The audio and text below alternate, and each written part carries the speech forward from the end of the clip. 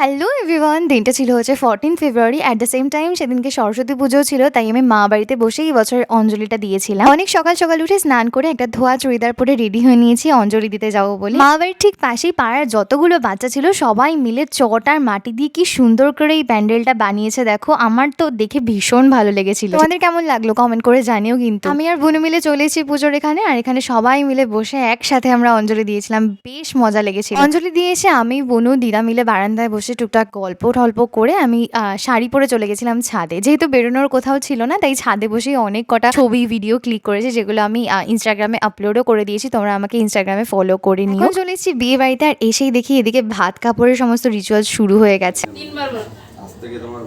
নাম ধরে বলতে হয় সারা জীবনের জন্য সৌমি সোনা বল বল হ্যাঁ হ্যাঁ দায়িত্ব আমি নিলাম সারা জীবন। খাওয়া দাওয়া করে চলে এসেছিলাম বাড়িতে, আর রিসেপশনে ব্লগ খুব শীঘ্রই আসছে। Okay bye.